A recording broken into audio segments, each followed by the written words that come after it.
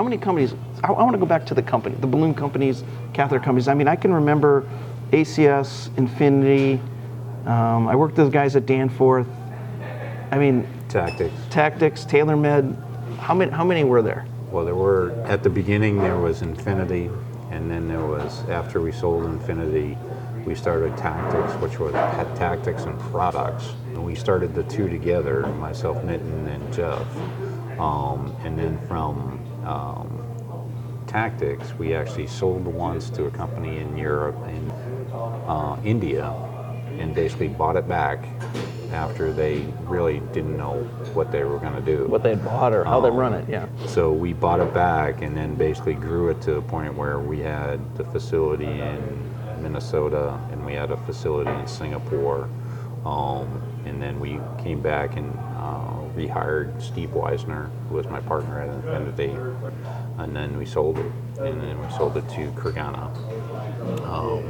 And then from there I moved to worked for Kurgana for about a year and a half, and then started a company called Trencherous Medical, and then worked that for about two and a half years, and then sold it to Teleflex.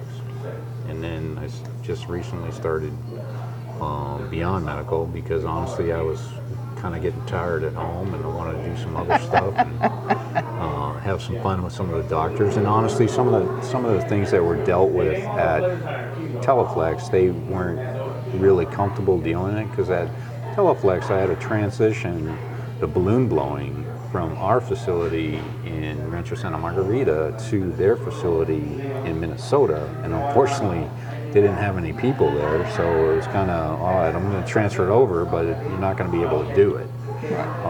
So we had grown Trencherous pretty good from a balloon standpoint.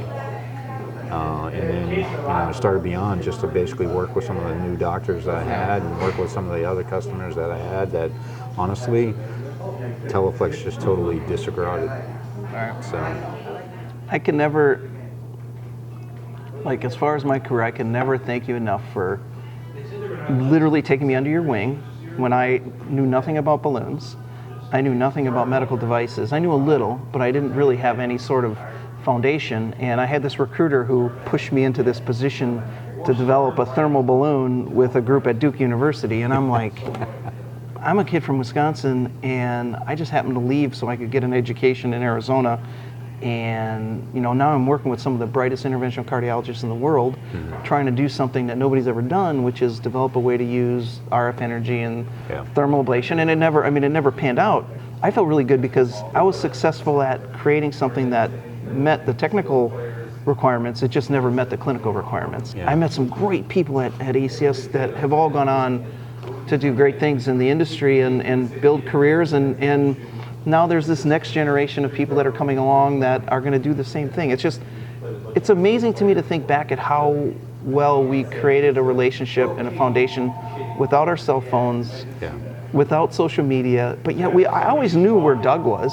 I always knew. I mean, if I needed a braided shaft and I was in Pennsylvania, I knew how to get a braided shaft because I could somehow get to Doug, or I could get. I mean, it was. We talked the story about Machine Solutions, and first year ever at the MDM trade show, we can't show up because we still have day jobs. So what do? We call Doug, and Doug gives us a corner of a booth, and we put a stent crimper on the corner of the booth. And next thing you know, we have 30 leads, and now we've got a company that employs hundreds around the world. I always gravitate to people that I feel have common ground with.